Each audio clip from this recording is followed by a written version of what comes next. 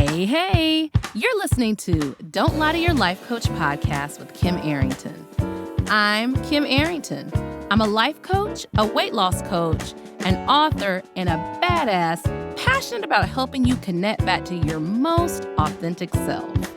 Join me here each week so I can coach you on how to think all those juicy thoughts that get you feeling your absolute best and taking some big ass action. Coaching has changed my life, and it can change your life too. I'm here to give you real life solutions to create a life you'll love. Because the truth is, boo, you ain't just got problems, you got options.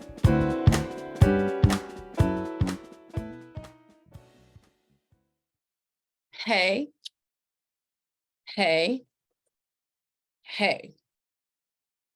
Okay, y'all, guess what? You got a song.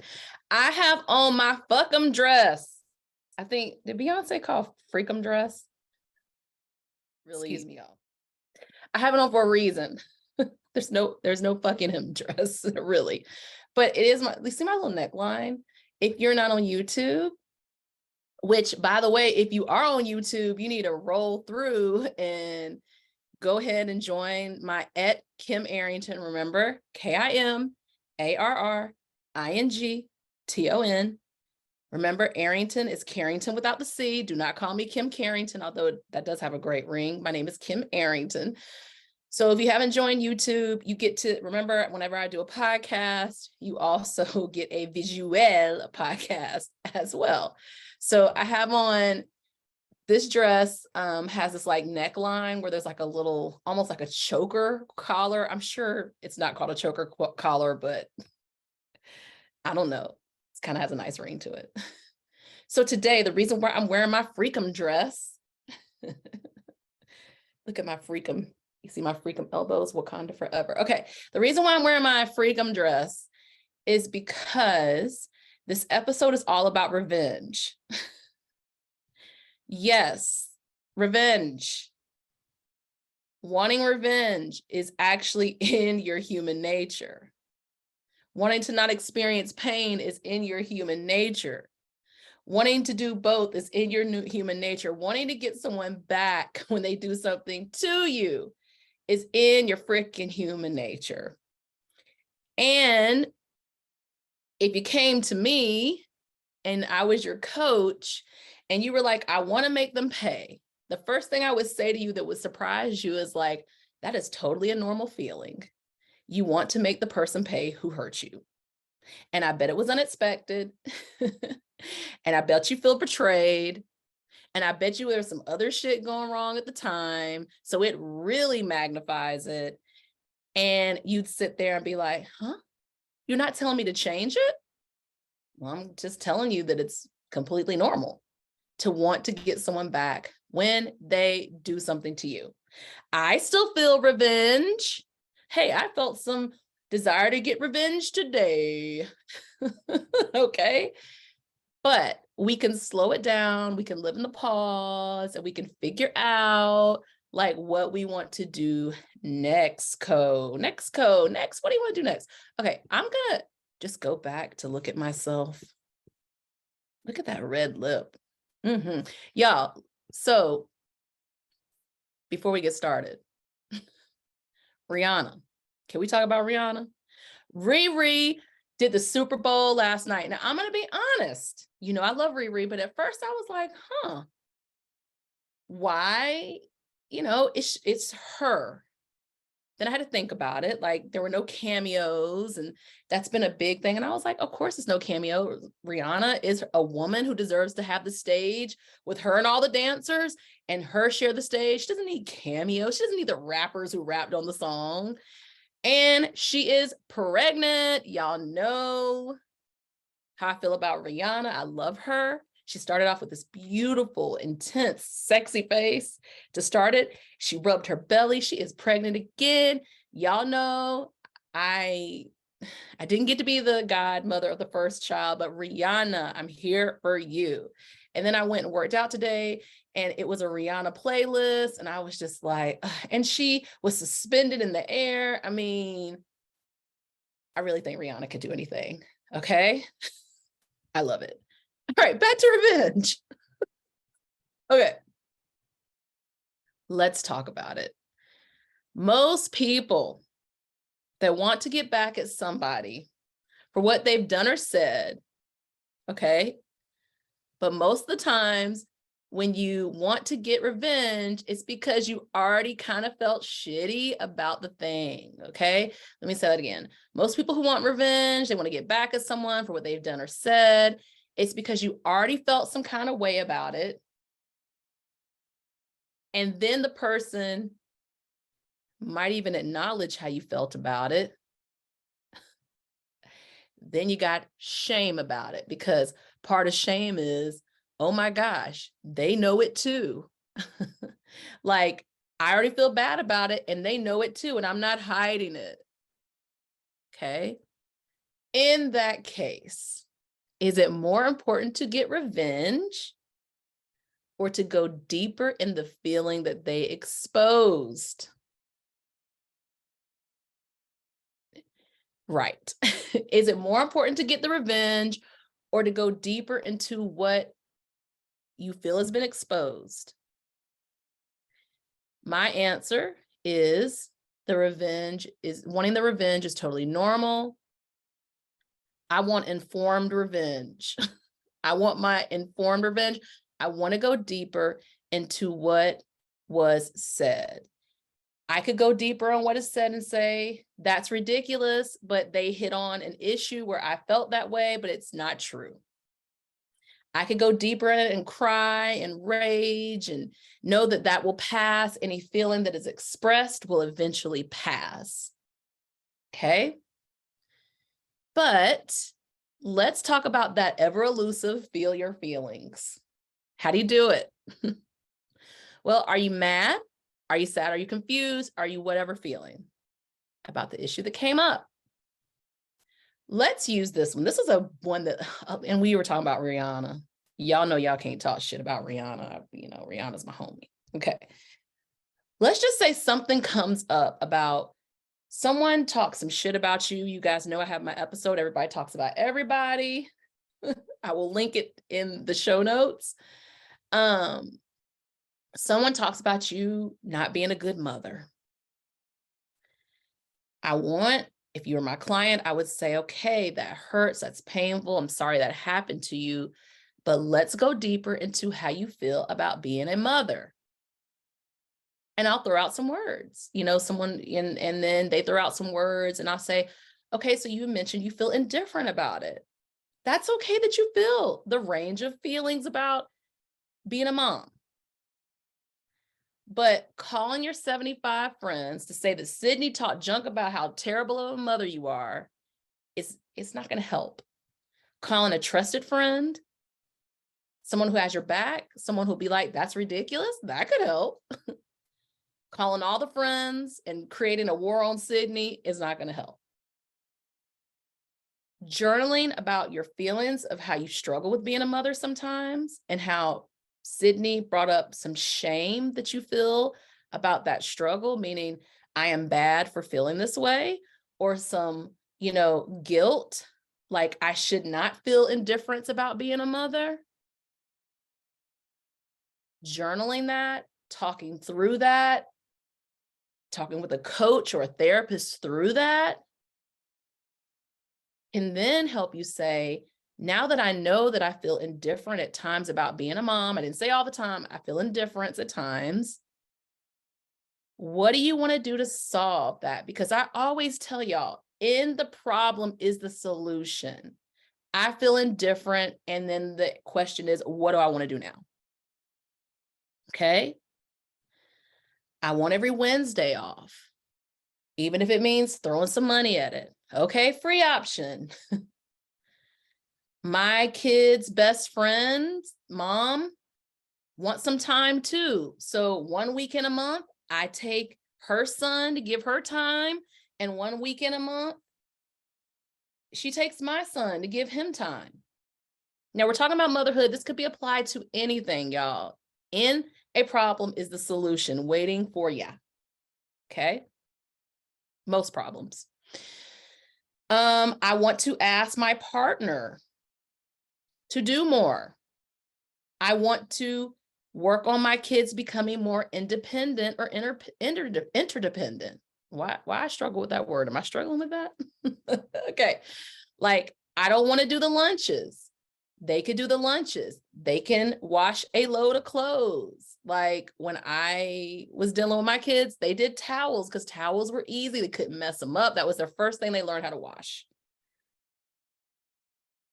So there, and I'm gonna, just because I'm talking about motherhood or parenthood, I said mother, people who identify as being mothers too. Sometimes that's a dad. Sometimes that is a person who is gender nonconforming or gender fluid or whatever. Y'all know I rocks with that.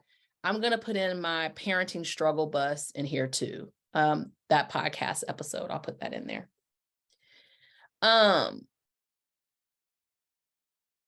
Realizing you felt like a mother,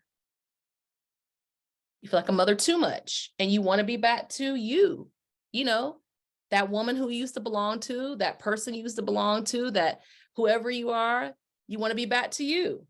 Okay. So then maybe you do the things you used to do. Okay. You decide that you're going to go out with your friends, or you used to love to travel and you decided that you're going to travel. You're going to go back to how the things you used to do when you belong to yourself. You guys know I'm always about you connecting to your desires. Oh, I'm feeling different about being a mom right now, or being a parent right now, or a caregiver right now, because I don't do the things I used to do. Well, then you go do the things you used to do. You don't have to do all the things you used to do. Even doing one could be enough. I'm taking a Samba class right now, and y'all, I'm being a real beginner. And I realized when I was in Samba class last week, and the person who teaches it is lovely, and I was like, I don't need to take any classes for a while. I have checked the class mark, or I don't need to take another dance class for a while. I'm good. Okay. I feel connected. So just as you feel connected to something, you might sometimes say, I'm good in this area. Let me go connect in another area. That's been my thing now. So how else do I want to connect back to myself? I got taking a class down right now. Okay. So sometimes the people who said the shitty thing about us become our angels, because they help us get back to us, to seeing that things don't feel as good as they could, and to working through said thing. Okay. Getting back at someone only feels good temporarily. You know why? Because here's the good thing about guilt. Guilt is almost a built-in, I should not have done that. And as human beings who I believe we are connected to each other in feeling senses and other senses, it's kind of like, ooh, I could have done this. So instead of saying I shouldn't have done this, I could have maybe done this differently.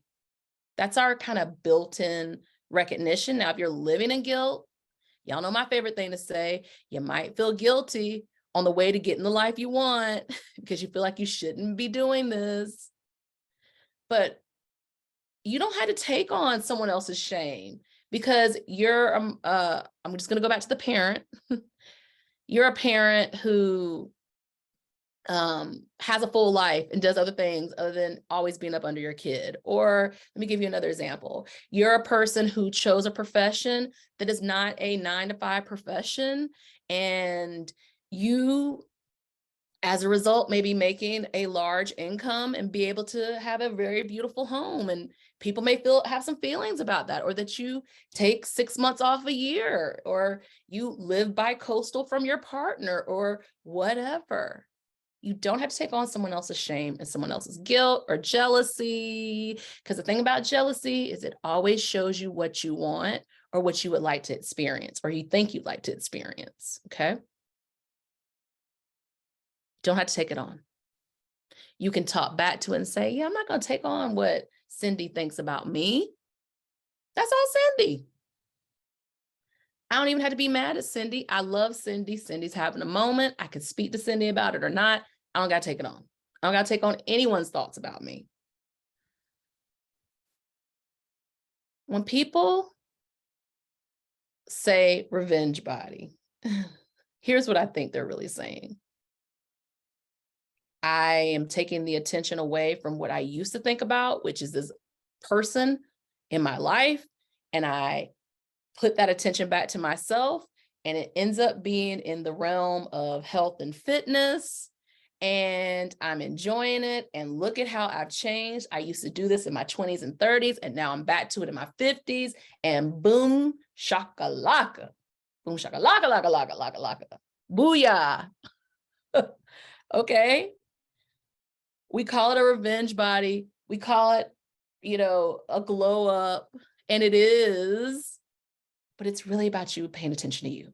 So sometimes in revenge, you just want to take the attention off of the object of, your despair, things that you feel bad about, and put it back on you. Okay. It's okay if you don't get over something that happened to you completely, but you can potentially make it more livable. This person did this, and this. It hurts. It's okay that it hurts, even if it doesn't feel okay. But it's easier to live with as I process it through, as I feel my feelings, as I get back to my commitment, my absolute commitment to myself. This is the year of the absolute commitment to yourself. Okay. Got to figure out what that is. Do you want to have a conversation with them? I always say to my clients, do you really care about this? And I'll ask it a couple of times, because sometimes you think you don't, but you do. If you don't, it's okay if you don't have a conversation. If you do, it's okay if you do have the conversation. But as long as you go in knowing you've done the work of taking care of yourself first, and not thinking a person must take care of you emotionally. Safety never comes from how other people view us. Our first safety comes from us. And if we surround ourselves with people who give themselves that safety, and they can willingly, give safety, that's cool. But our first safety comes from us. Now, that's not really true. Your first safety presumably would have come from your primary caretakers. But because so many of us did not experience adequate or consistent safety, that shaped how we feel safety with ourselves. And therefore, we sometimes are trying to get safety from people to go back to that 3, 4, 5, 10-year-old self. And the path to your safety is giving it to yourself so unconditionally, absolute commitment to yourself, that whenever you relate with someone, you've given that so much to yourself, and not in a trauma response way, but in a way that you've given it to yourself so adequately that you can show up and relate and not bring all your stuff. Now, I do want to put in a postscript. Any relationship is going to unearth things you may not think are there. But if you're doing this with a healthy person, you can speak on it. You can say, oh, I know I need to look at that myself. I need to get a coach. I need to get a therapist. I need to join this group. But I want to say this, and I know that I've been putting this on you, and this is not fair. Having the safety to be able to do that changes things. Okay. I want you to think about the times you've gotten your revenge. Maybe you might need to go back to high school, middle school, junior high, your 20s. My God, I remember being with a woman I worked with at the Limited, and she keyed someone's car. I was with her, we were hanging out, so unsuspecting. Before I knew it, we were at her boyfriend's apartment. I'm literally seeing where he used to work, the Applebee's. And she got out that key, and she keyed that car so quickly, and I literally looked like a deer in headlights. And then she was like, get in the car. And I was like, Okay. I think he knew that she did it. All right. Think about the times you've gotten revenge. I never got to toilet paper anyone's house or their trees. Is it too late for me to do that? No, I'm just joking. Okay. You got the revenge and it might have felt good for a little bit, but then it didn't feel good because I told you that little system, we have it built in when guilt doesn't go too far left. It doesn't matter probably when you think back on the guilt of yesteryear. I'm sorry, not guilt, the revenge of yesteryear. It doesn't matter anymore. You let it go. You found other things to be happy and angry about. It isn't part of your everyday. That is how you'll feel about the thing. I'm thinking back on a time, y'all, when I didn't want to do music anymore. My quality in my music started going down. I didn't want to do it. I didn't want to practice. I didn't want to do any of that. And someone called me out about being pitchy. They were absolutely right. Absolutely right. They called me out.